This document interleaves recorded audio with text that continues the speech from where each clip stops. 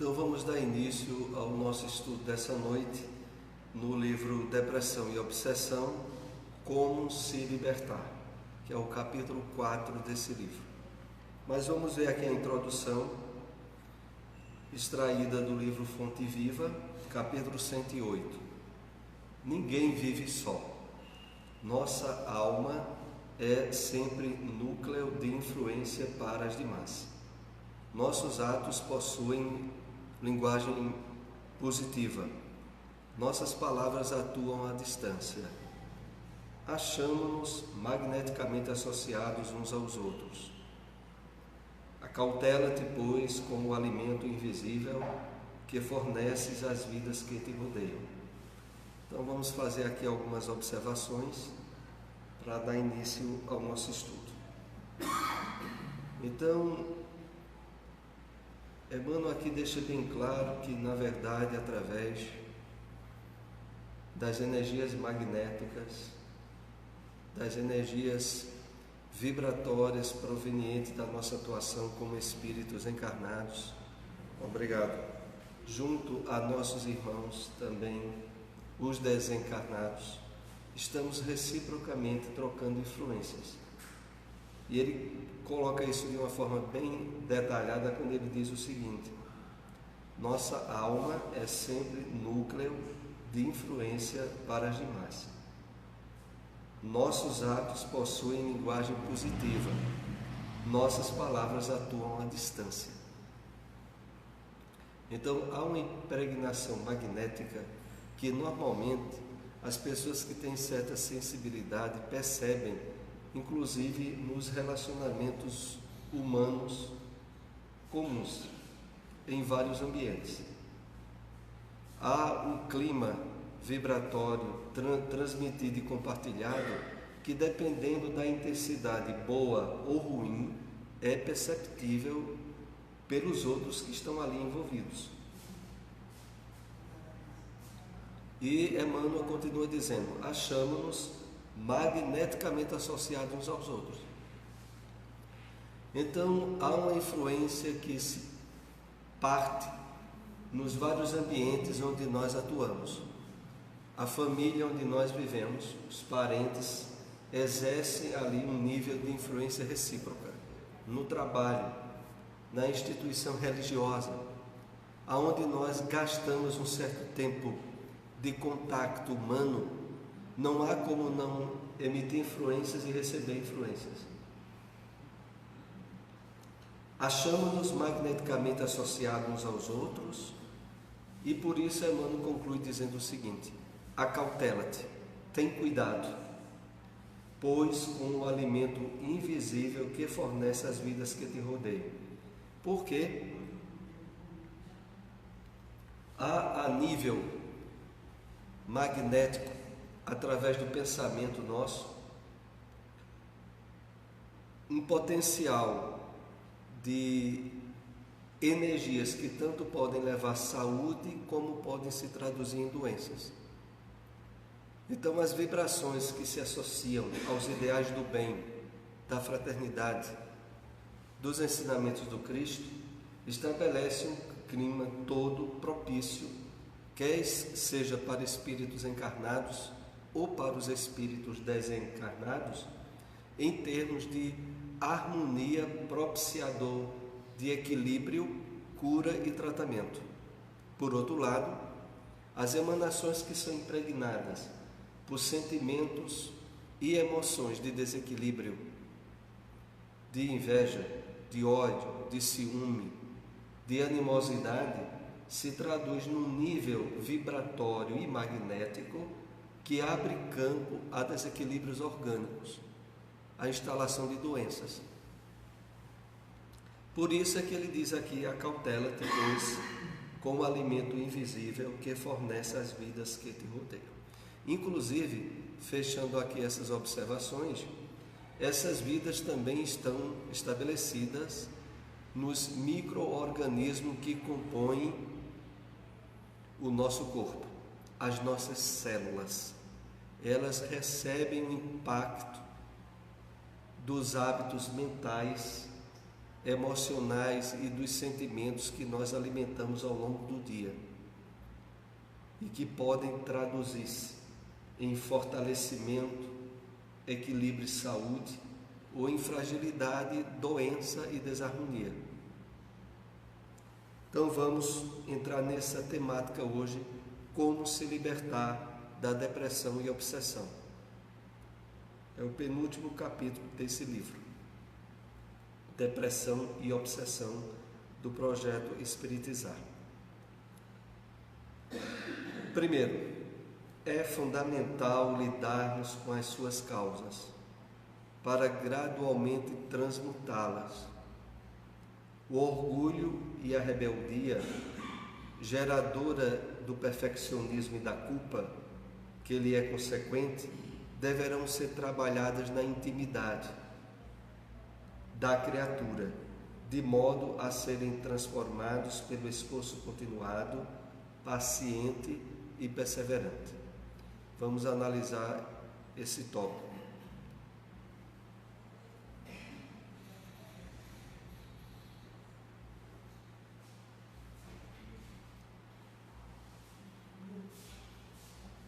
É fundamental lidarmos com as suas causas para gradualmente transmutá-las. É o primeiro ponto que nós aqui vamos analisar. Então, as causas aqui se referem à instalação dos processos obsessivos e da depressão. Que, como nós vimos aqui, a obsessão ela pode se instalar antes, durante ou após, em termos das influências espirituais que acompanham o fenômeno. E aí veja, é fundamental lidarmos com as suas causas. Agora, com que objetivo? Para transcendê-las, transmutá-las, canalizá-las. E aqui, claro, a base, como nós aqui já estivemos compartilhando, o orgulho e a rebeldia estão no alicerce de todo o processo depressivo, porque são geradores do perfeccionismo, da culpa que lhe é consequente. Só que o local onde isso tem que ser feito em termos de drenagem, de transcendência, é no íntimo da pessoa. E quando a gente se refere a isso, não há como não abordar as questões espirituais, sob a visão da doutrina espírita. Porque o propósito do trabalho desse livro é apresentar na terapêutica espírita a solução mais eficaz para o tratamento da depressão, que é o que nós estaremos vendo aqui a partir do próximo slide. É necessário se ver como filho de Deus e aprendiz da vida, que se entrega ao movimento universal da onisciência, onipresença e da onipotência de Deus. Essa entrega só será possível se ela assumir-se filha de Deus. Vamos analisar esse ponto. A maneira básica e eficaz de superarmos as estruturas danosas e que dão campo à depressão e à obsessão é assumir a posição de aprendiz da vida. É uma posição onde a estrutura é de humildade, de resignação, de não abrir campo à prepotência, de não abrir campo a se achar numa situação de injustiça e de ser alvo de uma espécie de descuido das leis divinas. Ao longo do estudo de hoje, nós iremos ver vários slides que vão estar muito focalizando em cima das convicções que devemos alicerçar sobre as leis de Deus, as leis kármicas, as leis espirituais da vida. Então, Essa entrega só será possível se a pessoa, assumisse filha de Deus. Vamos entender melhor aqui no próximo slide. É necessário uma entrega intrínseca, existencial a esses 3 atributos divinos. Isso será efetivado pela busca da fé convicta, que é resultado do raciocínio, da reflexão e do sentimento a respeito do sentido das leis divinas em nossa vida. Então, quando começa aqui dizendo que é necessário uma entrega intrínseca, existencial a esses 3 atributos divinos, isso será efetivado pela busca da fé convicta, que é justamente a proposta da doutrina espírita através da revelação dos espíritos, que usando a lógica, o bom senso e as deduções da experiência e do contato através da mediunidade, da realidade do mundo espiritual, estabelecermos o campo de convicção em torno das leis de Deus que regem a vida. Quando aqui é dito assim, é o resultado do raciocínio, da reflexão e do sentimento a respeito do sentido. É aqueles 3 pontos básicos que nós já andamos aqui compartilhando. Primeiramente, a reflexão, o entendimento, o uso do raciocínio. Depois, da reflexão para a sensibilização do conteúdo do aprendizado, para depois entrar no campo do sentimento e da vivência. A lei de causa e efeito, que está submetida à lei de justiça, nos proporciona a compreensão da providência divina. Deus sempre nos oferece todos os recursos necessários para conquistarmos a felicidade a partir do aprendizado. A lei de causa e efeito, que está submetida à lei de justiça, nos proporciona a compreensão da providência divina. Esse ponto aqui que nós precisamos refletir mais. Vejam só. Nós começamos a entender o exato funcionamento dessas leis na medida em que recebemos os detalhes da existência do mundo espiritual, sobretudo nas obras do Espírito André Luiz. Então, nas obras a respeito da vida no mundo espiritual, é que através de detalhes das experiências dos personagens, nós vamos percebendo o funcionamento do mecanismo dessas leis e comparando com a nossa própria existência e as experiências que nós estamos vivendo. Então, há uma riqueza de situações, as mais variadas, desde o livro Nosso Lar, ao livro Os Mensageiros, Missionários da Luz no Mundo Maior, nos domínios da mediunidade, ação e reação, libertação e a vida continua entre a terra e o céu, sexo e destino, que também faz parte. Então, há uma série de nuances e de detalhes na vida dos personagens que nós somos chamados, à medida que fazemos a leitura, a nos contextualizarmos com aquilo que está sendo apresentado, para a partir daí deduzirmos o funcionamento do mecanismo dessas leis em nossa vida. Então, isso é fundamental para depois termos a base que vai evitar as fragilidades devido a determinadas provas e sofrimentos que a vida nos traga, a entrarmos no processo de depressão ou de obsessão. Então, a forma vem de uma análise, a princípio, racional, de como atuam na nossa vida os espíritos com a presença das leis divinas e como nós podemos, a partir da experiência dos outros, contextualizar a nossa própria experiência. É nesse sentido. Deus sempre nos oferece todos os recursos necessários para conquistarmos a felicidade a partir do aprendizado. Esse é o segundo ponto que aqui nos chama muito a atenção.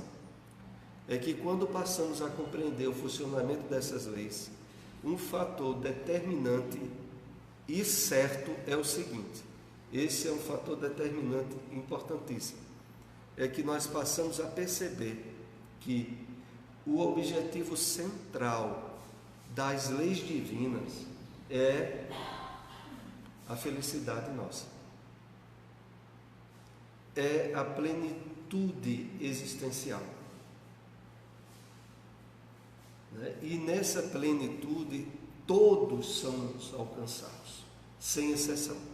E isso é muito importante porque evita as brechas que levam a maioria das pessoas a entrar em processos depressivos.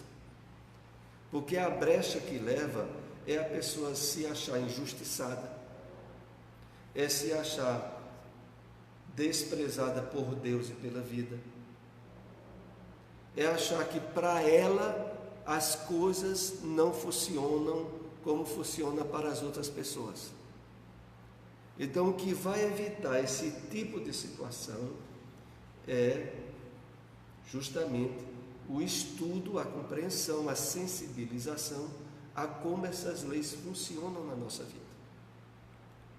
E como eu disse a vocês, apenas reforçando, o ponto de apoio é a comparação das circunstâncias da nossa vida com as circunstâncias que os personagens nesses livros de André Luiz vivenciam.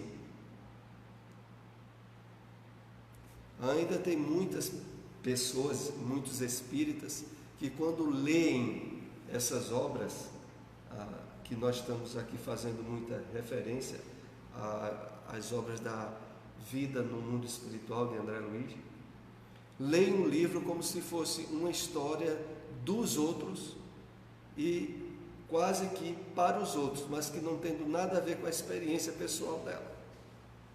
E aí perdem a essência maior que a obra tem, que é servir de preparação para nós e de meio eficaz de, ao toparmos com determinadas provas inesperadas, termos base para vencê-las, sem abrir campo para revolta, rebeldia, situação na qual a pessoa se percebe como vitimizada, como não merecedora de estar passando por aquilo. É esse o ponto. Para se libertar definitivamente das causas da depressão e da obsessão, é necessário se tornar efetivamente um aprendiz da vida, cujo mestre maior é Jesus, o caminho para a verdade e para a vida. Ao aceitarmos o convite, tomando o jugo de Jesus, entramos no holocentrismo. Vamos explicar em detalhes o conteúdo desse slide. Vejam como coloca de uma forma muito veemente o início. Para se libertar definitivamente, de uma vez por todas, das causas da depressão e da obsessão, e as duas, viu? Tanto em relação aos processos depressivos quanto aos obsessivos. É necessário se tornar efetivamente um aprendiz da vida, cujo mestre maior é Jesus. O caminho para a verdade e para a vida. Vamos analisar esse ponto. A essência da doutrina espírita, cuja base religiosa é o Evangelho do Cristo, traduz para os espíritas uma essência que está presente nas grandes religiões da humanidade. É a mesma essência que está no budismo, no islamismo, no brahmismo, em todos os grandes focos de revelação religiosa que a humanidade tem. E nessa base, o que é que há de comum? A estrutura da lei do amor, o objetivo maior das leis de Deus, que é o reino dos céus, ou a iluminação, ou o samadhi, ou o nirvana, ou qualquer outro tipo de designação religiosa para felicidade suprema, para o paraíso, que é a mesma coisa. E deixando bem claro que nessas grandes religiões da humanidade, esse destino é focalizado para todos os filhos de Deus, sem exceção. Ao aceitarmos o convite, tomando o jugo de Jesus, entramos no holocentrismo. Vamos entender isso. Aceitar o convite é aquela proposta do Cristo: vinde a mim, todos vós que estáis cansados e sobrecarregados, e eu vos aliviarei. Tomai sobre vós o meu jugo e aprendei de mim, que sou manso e humilde de coração, e encontrareis repouso para as vossas almas. É esse o convite que aqui se refere. Tomando o jugo de Jesus, que é esse jugo, de que o jugo dele é leve, que entramos no holocentrismo. O que é esse holocentrismo? Esse holocentrismo, ele é justamente o contrário de egocentrismo. O egocentrismo é onde o personalismo nosso é o objetivo central de nossa vida. É onde o egoísmo se estrutura. Já o holocentrismo é o centro voltado para Deus, para a espiritualidade suprema. Então, ao aceitarmos o convite do Cristo, tomando o jugo de Jesus, nós entramos em comunhão com o Cristo interno e com as leis divinas.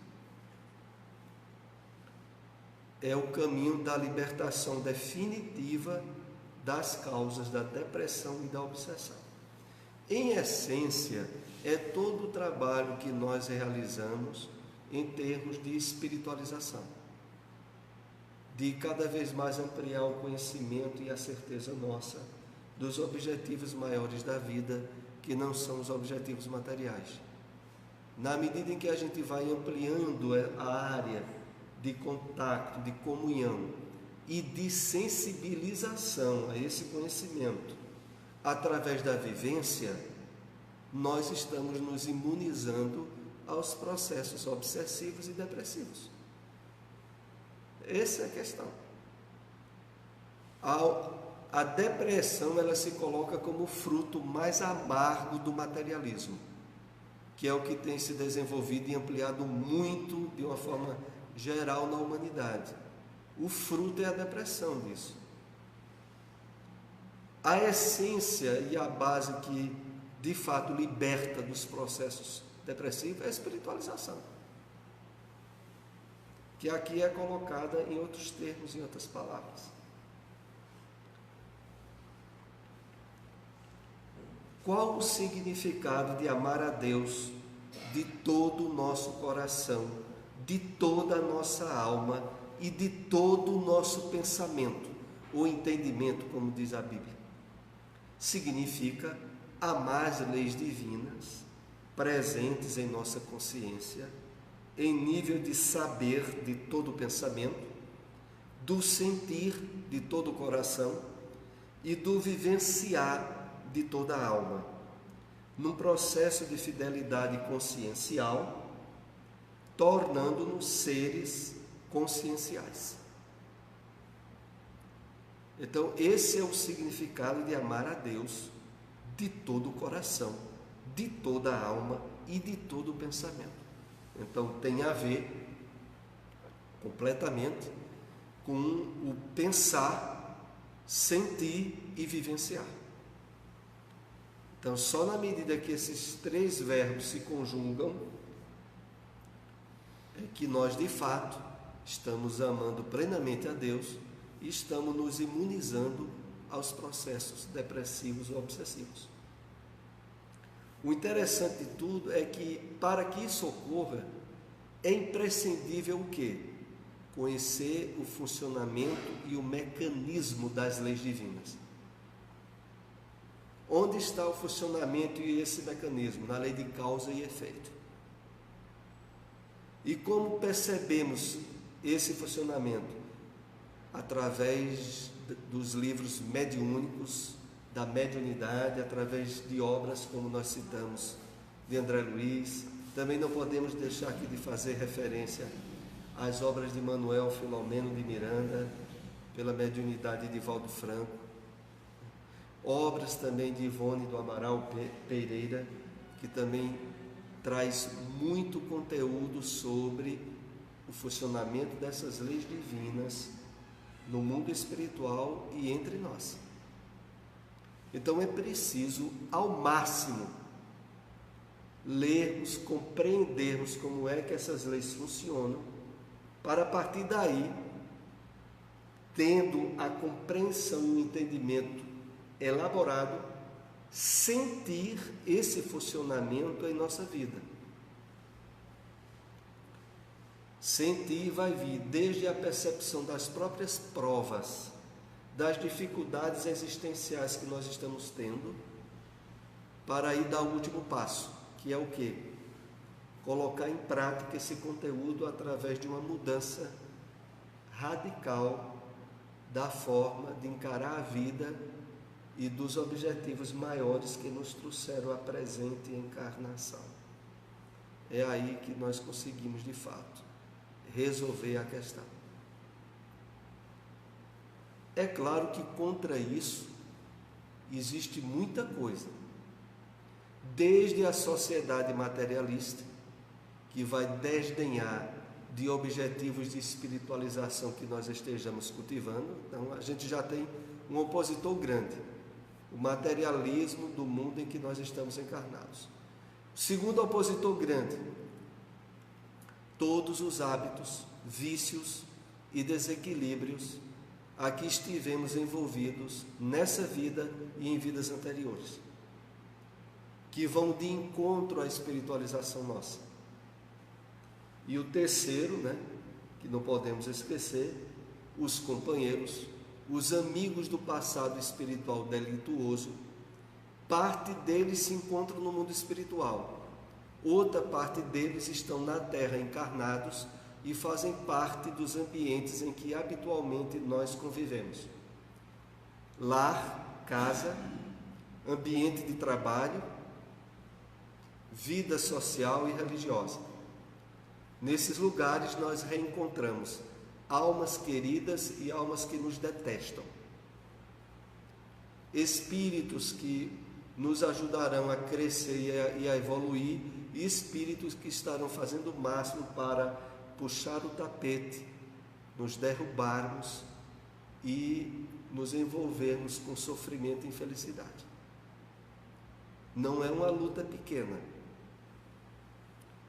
E para que a gente, de fato, estabeleça um caminho vitorioso, é necessário levar muito a sério os propósitos que são apresentados aqui como meios eficazes de se evitar depressão e obsessão. Ou isso é levado a sério, ou é muito difícil sair vitorioso desse embate, dessa guerra, Amar as leis divinas presentes em nossa consciência para poder praticá-las é um grande ato de auto-amor que gerará felicidade pelo cumprimento da lei de justiça, pois essa lei preconiza que todos temos direito à felicidade. Então, amar as leis divinas presentes em nossa consciência. Para que isso seja possível, precisamos, ao máximo,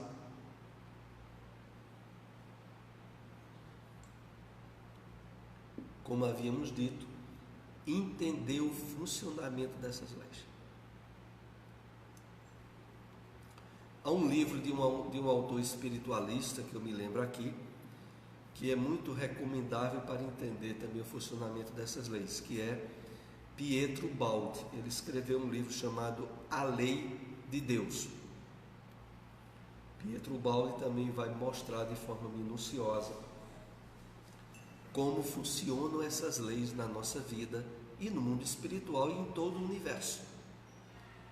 Porque todo o universo é regido pelas leis divinas de forma milimetricamente certa e objetiva o direcionamento líquido e certo para a nossa felicidade. O problema todo é que ao longo da nossa caminhada evolutiva nós quisemos estabelecer caminhos próprios, afastados dessas leis, e quebramos a cara muitas vezes.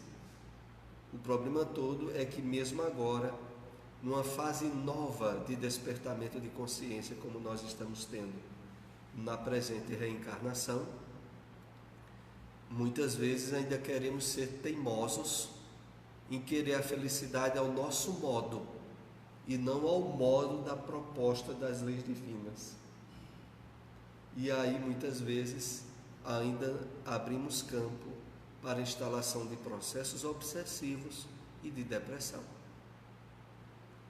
É apenas o resultado de querer fazer as coisas ao nosso modo e não ao modo de Deus ou da lei do amor que rege todo o universo. Então, amar as leis divinas presentes em nossa consciência para poder praticá-las é um grande ato de auto-amor que gerará a felicidade. Então entendamos bem, a felicidade que aqui é citado 2 vezes, não é aquela estabelecida pela satisfação de desejos e vontade puramente humanas e de teor passageiro e frustrante, mas é aquela felicidade que é sinônimo de plenitude, de bem-estar consciencial e que não sofre mudanças pelas vicissitudes da vida. Então, nesse campo de felicidade real, a prática das leis divinas é o caminho indispensável, sem o qual não é possível. No final aqui, analisando essa parte final, quando diz: pelo cumprimento da lei de justiça, pois essa lei preconiza que todos temos direito à felicidade.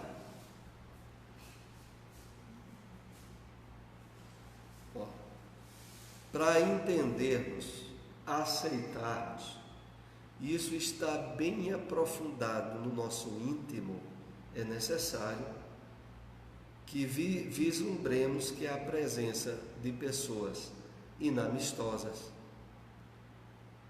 antipáticas, ou que a gente não se sente bem relacionado, elas também estão incluídas no propósito de felicidade destinada a todos sem exceção.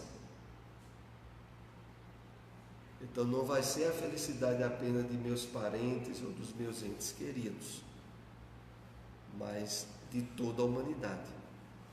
E nesse propósito, para nós aqui dentro de um ambiente espírita, parece ser algo muito simples e fácil de praticar.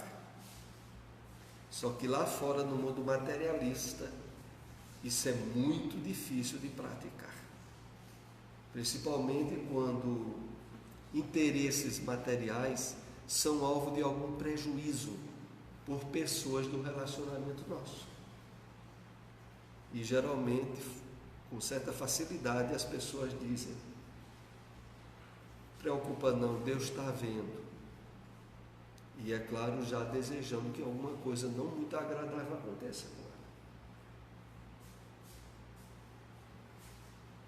Então não é tão prático assim lá fora. Vamos aqui para mais um slide. Quando Jesus diz: encontrareis descanso para vossa alma. Qual o significado de descanso?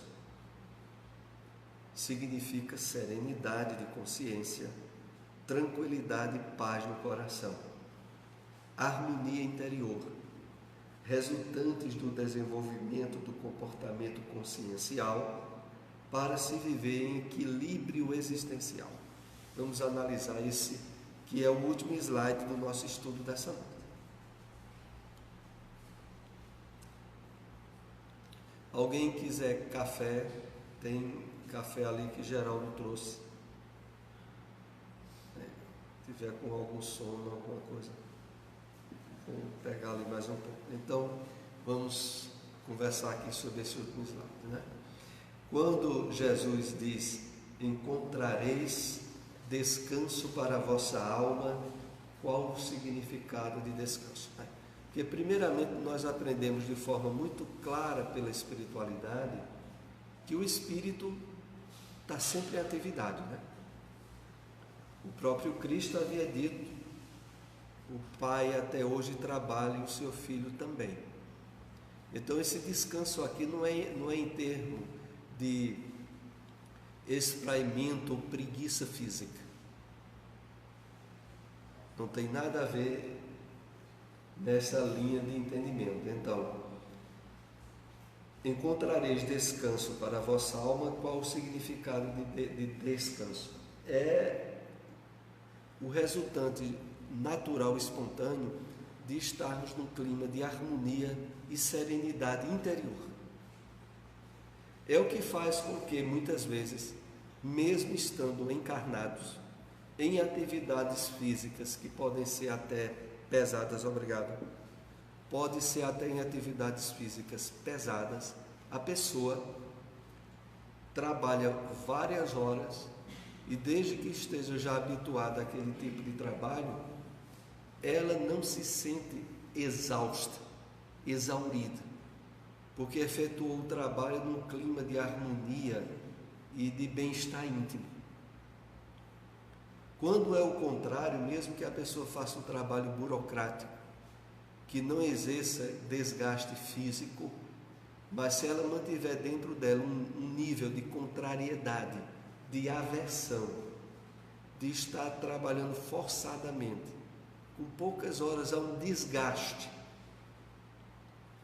e um nível de até necessidade de repouso muito grande devido ao estado interior de desarmonia, de desequilíbrio em que a pessoa se encontra. Então, significa serenidade de consciência, tranquilidade, paz no coração, harmonia interior, resultantes do desenvolvimento do comportamento consciencial para se viver em equilíbrio existencial. Como é isso? É porque, do ponto de vista profundamente espiritual, à medida em que a gente vai trabalhando o despertamento da consciência de imortalidade, porque esse, aliás, é o objetivo maior da revelação espírita e do próprio Evangelho do Cristo, que o objetivo do Evangelho do Cristo e das próprias provas que nós temos de imortalidade da alma na doutrina espírita, o objetivo todo é só uma coisa: fazer com que a gente tenha consciência de imortalidade imediata. Não é quando desencarnar, não. Que, aliás, a maioria que espera ter depois que desencarnar também não vai ter. Então, se conseguirmos, através do esforço de entendimento, sensibilização e vivência das leis de Deus, fazer isso durante a encarnação, a gente já estabelece um clima interno de consciência de imortalidade, que é o maior descanso que a gente pode ter em relação a preocupações, a tudo que agita a vida no mundo material. Então, a promessa do Cristo de encontrareis descanso para as vossas almas é nesse sentido.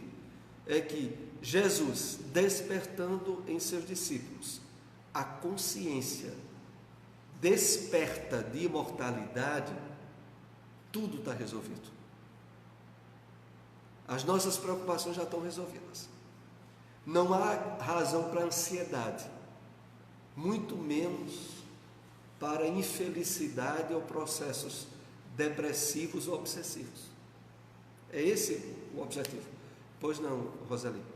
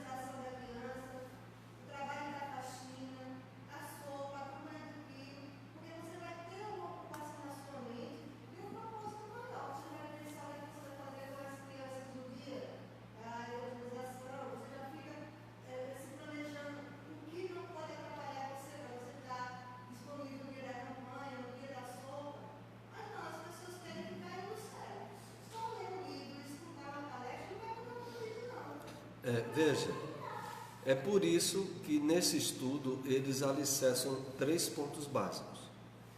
Há muita gente que tenta se sensibilizar ou vivenciar sem ter ainda entendido o correto funcionamento das leis divinas e mais cedo ou mais tarde topam com frustrações, mágoas e ressentimentos. É por isso que esses 3 pontos, na sequência, eles são fundamentais. É preciso termos o máximo de entendimento de como as leis de Deus funcionam. E isso a revelação espírita nos dá de mãos cheias. A questão toda é pegar esse conhecimento e ser sensível a ele, para vir o esforço de vivência. Quando é feito essa sequência, aí nós estamos de fato, como esse slide se propõe, num nível de despertamento de consciência de imortalidade que já facultará, independente de dificuldades materiais e outras que a gente passa, um nível de paz, de plenitude íntima, de consciência de imortalidade, que é o objetivo central do Evangelho do Cristo.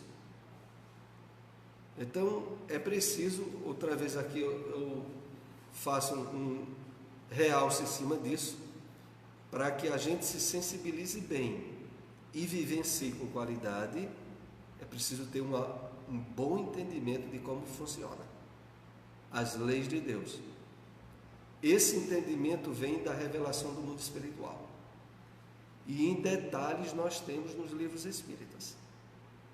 Então, a partir deles, se você leva a sério, se sensibiliza a eles e passa a vivenciar, pronto, você está no caminho, sem ter altos e baixos. Porque a gente ainda vê muitas pessoas se frustrando em atividades ou espíritas ou em qualquer outra religião, por tentar colocar em prática aquilo que elas ainda não sentem no coração. E aí vão colocar em prática porque foram influenciadas, houve alguém que incentivou, a pessoa foi porque teve um amigo que incentivou, mas aí a eficácia disso deixa a desejar. Chegando aí o horário de nós encerrarmos esse estudo de hoje, esse assunto ainda será concluído na próxima semana. Eu quero lembrar que no próximo domingo o estudo de Joana de Ângeles será 2 horas da tarde. Não será de 4, será de 2. Vamos então para a prece de encerramento. Vou pedir à nossa irmã Janaína para ser a intermediária da prece.